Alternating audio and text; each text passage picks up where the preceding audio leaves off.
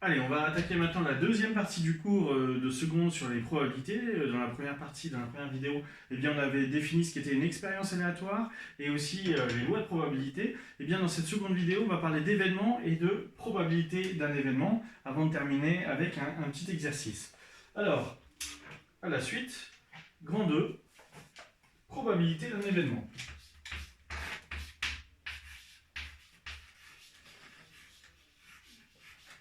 Probabilité d'un événement. Alors, on va déjà définir ce qu'est un événement. Donc, petit 1, événement.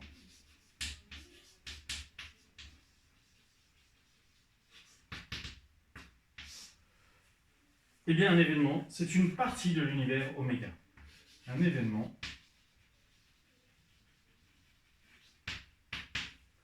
est une partie de l'univers oméga.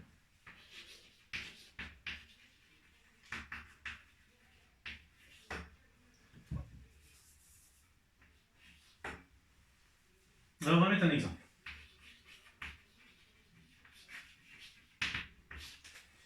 Alors, cette fois-ci, on va parler d'une classe avec 34 élèves. Dans une classe de 34 élèves,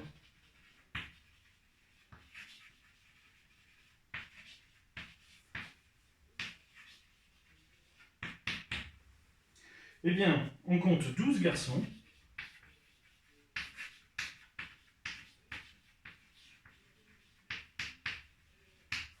17 externes,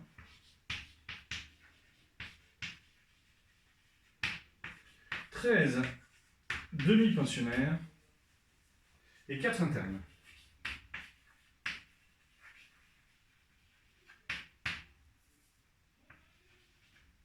Alors, souvent j'ai droit à la même question, 12 et 17, 29, et 13, 42, et 4, 46, et ça fait pas 34. Oui, bien sûr, parce qu'il ne faut pas ajouter les garçons et les externes, parce que dans les externes, il y a des garçons, de même il y en a dans les demi-pensionnaires. Non, ce qu'il faut ajouter, c'est 17 externes plus 13 demi-pensionnaires, ça fait 30, et 4 internes, ça fait bien 34. Alors, eh bien, on désigne au hasard un élève de la classe.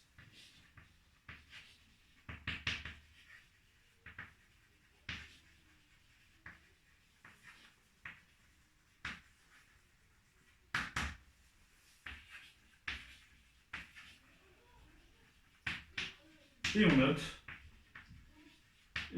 Alors, on note. G. L'élève désigné est un garçon.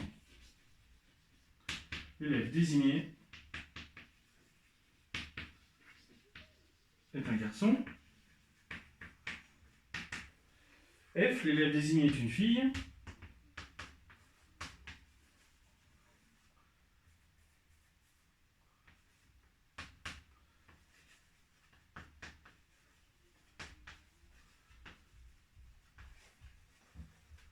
L'élève désigné est une fille. Ensuite,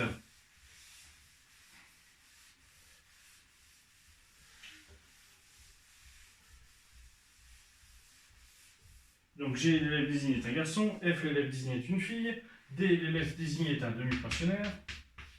Ah, vous voyez comment je le note? Deux petits points et puis entre guillemets tout ça. Désigné est un demi-pensionnaire. Ensuite, la lettre E, l'élève désigné est un externe.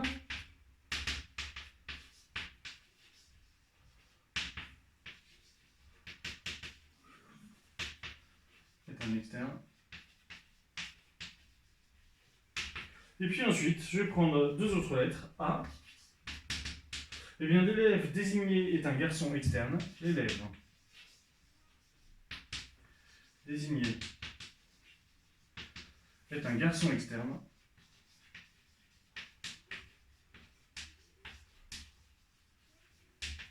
Et puis B. Eh bien, l'élève désigné est une fille ou est externe. L'élève désigné est une fille ou est externe. Alors, juste une chose sur le A, l'élève désigné est un garçon externe, ça veut dire qu'il est à la fois garçon et externe, il doit être les deux. Et le B, l'élève désigné est une fille ou est externe, ça veut dire que soit c'est une fille, elle peut être demi-pensionnaire, interne, externe, soit c'est un externe, donc on va prendre tous les externes, tous les garçons et les filles qui sont externes. Alors qu'est-ce qu'on va pouvoir dire de toutes ces lettres? Eh bien, toutes ces lettres, eh bien, ce sont bien des événements parce que ce sont bien des parties de oméga. Alors, je vais effacer tout ça. Une fois, si je vais vite, vous mettez pause sur la vidéo, il n'y a pas de problème, c'est l'avantage. Alors, G, F, D, E, A et B. G, F, D, E, A et B. Eh bien, ce sont des parties de l'univers, donc ce sont des événements. Sont des parties de l'univers.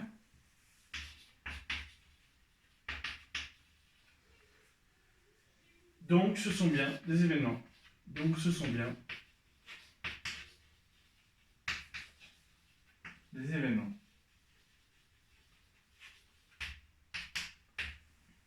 Alors, l'événement G,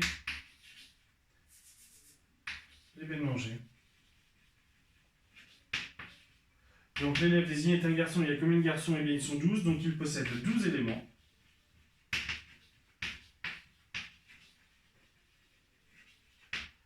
En effet, il y a 12 garçons. Je peux faire la même chose aussi pour l'événement E. L'événement E possède... Il y a combien d'externes? Ils sont 17. L'événement E possède 17 éléments, puisqu'il y a 17 externes. Par contre, eh bien, l'événement A possède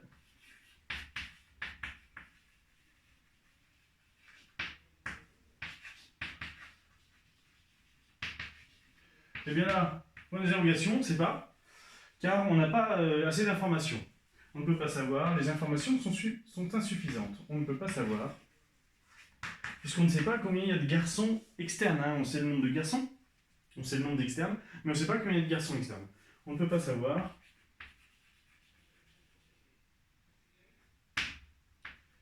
car les données sont insuffisantes.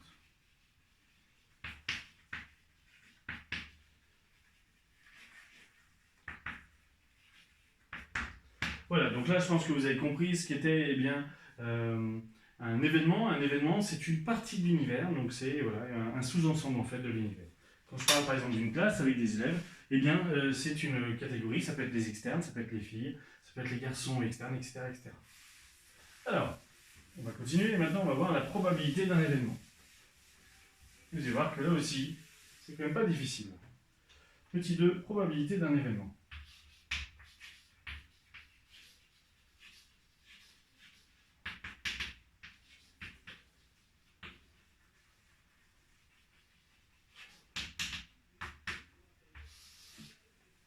Alors, pour déterminer la probabilité d'un événement A, pour déterminer la probabilité d'un événement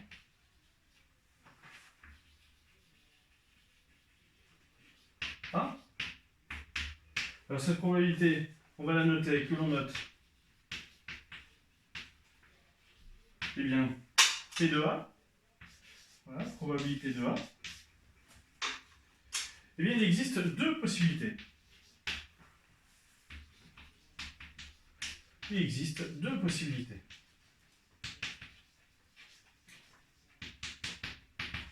Alors, la première des possibilités, eh bien, c'est s'il y a équiprobabilité.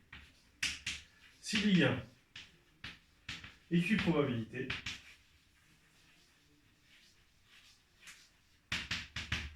eh bien, s'il y a équiprobabilité, alors, eh bien, rouge P de A, eh bien, c'est relativement simple, c'est le nombre d'issues qui réalise A. Vous allez voir dans les exemples, c'est très simple. Nombre d'issues qui réalise A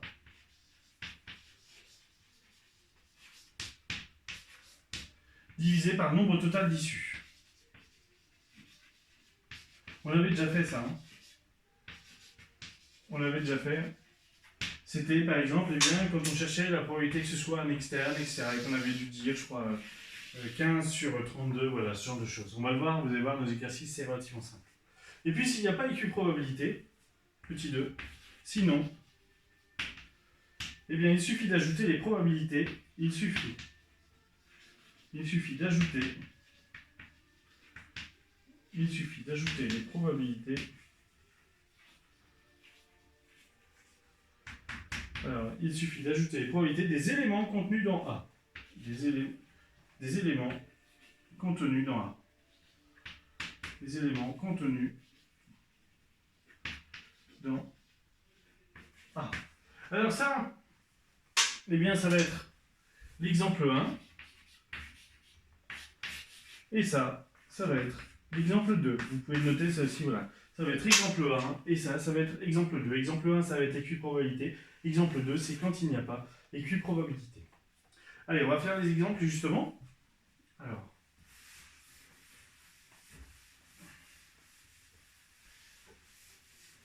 On va commencer par l'exemple 1 et on va prendre notre classe de 34 élèves. Exemple 1.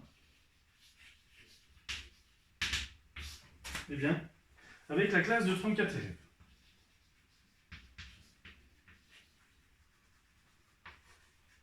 Donc là, ici, eh bien, on est dans une situation d'équiprobabilité. La probabilité eh bien, de choisir un élève à chaque fois sera 1 sur 34. Donc il suffit de compter comme il y en a à chaque fois dans chaque catégorie et diviser par 34 tout simplement.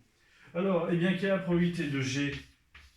Il y a combien de garçons? Il y en a 12. Eh bien, donc 12 sur 34, puisqu'il y a 12 garçons. Voilà. La probabilité de F. La probabilité que soit une fille, eh bien, c'est 22.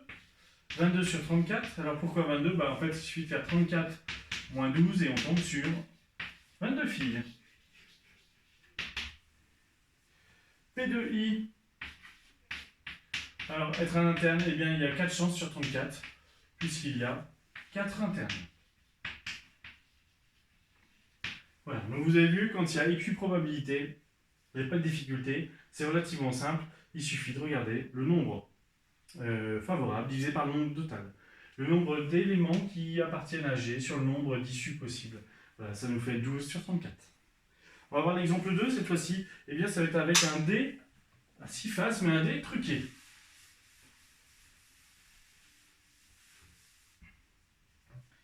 Exemple 2. Alors, ça veut dire quoi un dé truqué? Eh bien, un dé truqué, c'est un dé où les faces n'ont pas la même probabilité de tomber. Eh bien, il suffit, il y a des mécanismes de fabrication qui permettent de truquer un petit peu les dés. Alors, bien sûr, c'est interdit hein, quand on joue au dé, mais donc, du coup, les probabilités ne sont plus les mêmes. Un dé à 6 faces, ce serait une chance sur 6 à chaque fois. Et bien là, vous allez voir que les chances, ce n'est pas à chaque fois une chance sur 6, mais c'est d'autres probabilités. On lance un dé à 6 faces.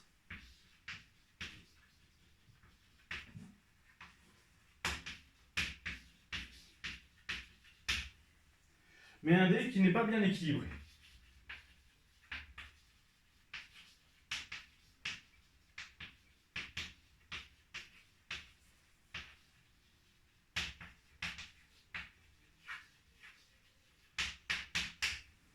Eh bien, voici les probabilités pour chacune des faces. Voici les probabilités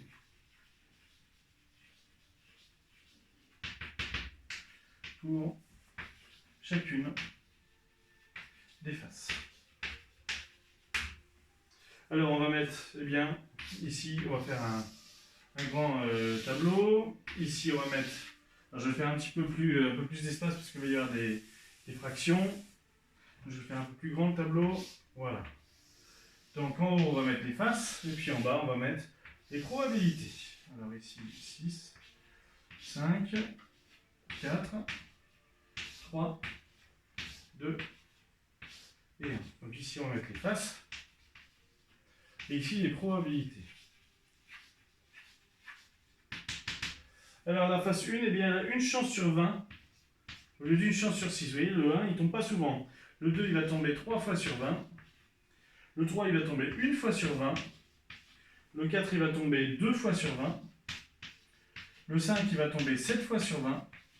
Et le 6, il va tomber 6 fois sur 20. Alors quand on fait le calcul, 1 plus 3, 4, plus 1, 5, plus 2, 7, et 7, 14, et 6, 20. On a donc bien nos 20 chances sur 20. Alors vous voyez que le dé a été fabriqué de telle sorte qu'on tombe souvent sur un 5 ou un 6. Voilà comment il a été fabriqué.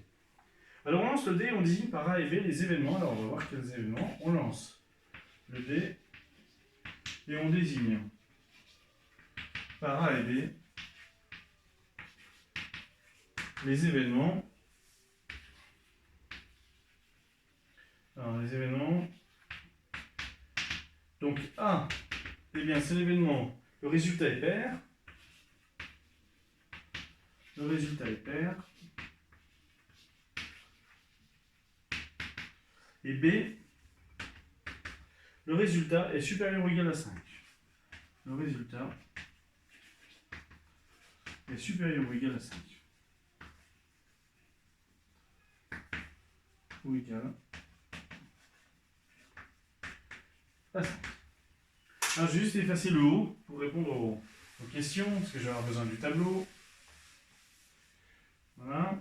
Alors, bien sûr, on nous demande de calculer P2A et P2B. Alors, on va déjà écrire A, l'événement A. Alors, l'événement A, eh bien, il est constitué, le résultat est pair, il est constitué du résultat 2, du 4 et du 6.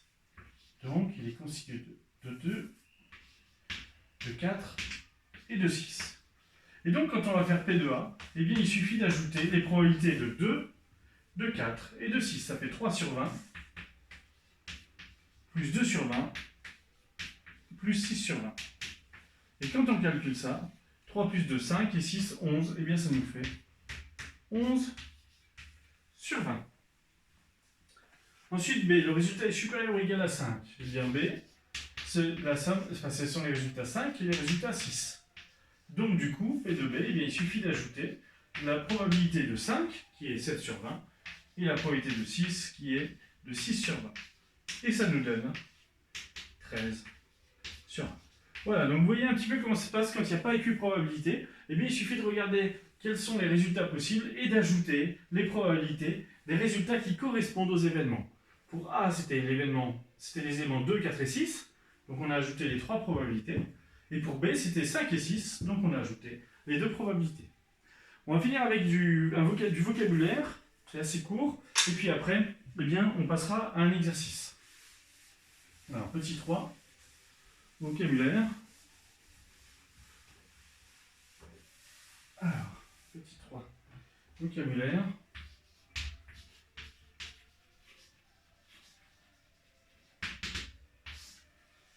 Alors, eh bien, on va commencer par un événement impossible, un événement impossible, un événement impossible. Eh bien, c'est simple, un événement impossible, c'est un événement qui ne peut jamais se réaliser. Hein, il est impossible, donc on ne peut pas le réaliser. Est un événement qui ne se réalise jamais. Est un événement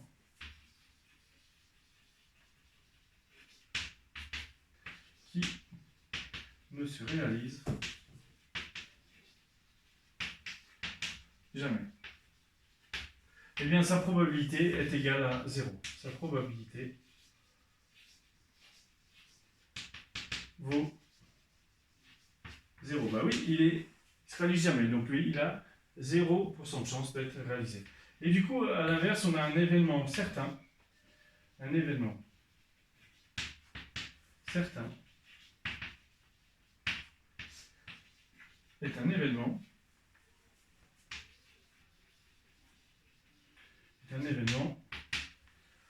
qui est sûr de se réaliser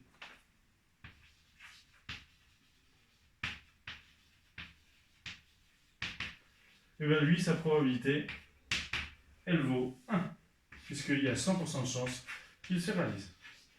Probabilité vaut 1. Voilà. Bon, hein, c'est juste du vocabulaire, histoire d'avoir ça en mémoire. Voilà, un événement impossible, sa probabilité est 0. Un événement certain, c'est quand sa probabilité vaut 1. On va terminer cette vidéo avec un exercice du livre.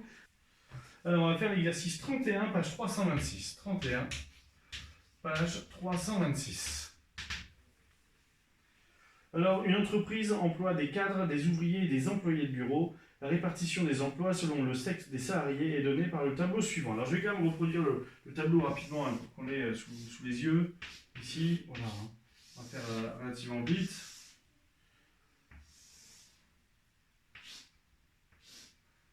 Alors ici, on a les femmes, pardon. Ensuite, on a les hommes. Ensuite, on a les cadres, les ouvriers et les employés. Et là, on est à 3%, 5%. Les ouvriers, 5% et 60%. Et les employés, 21% et 6%. Ça veut dire quoi? Ça veut dire que, par exemple, si je prends le 21%, ça veut dire que 21% eh bien, des travailleurs dans cette entreprise sont des femmes employées. On tire au sort une personne de l'entreprise pour lui faire gagner un voyage. C'est sympa, ça. Déterminer la probabilité que le voyage soit gagné par petit a une femme, petit b un cadre, une femme, petit b un cadre, et petit c, une femme cadre ou un homme employé ou une femme ouvrière. Alors là, ça fait beaucoup. Eh bien, c'est une femme cadre ou un homme employé ou une femme ouvrière. Voilà, alors là, on verra, hein, c'est un petit peu plus, il y en a un petit peu plus. Voilà, on regardera ce que ça donne. Allez, je vous laisse quelques instants pour répondre à ça et puis on corrige juste après.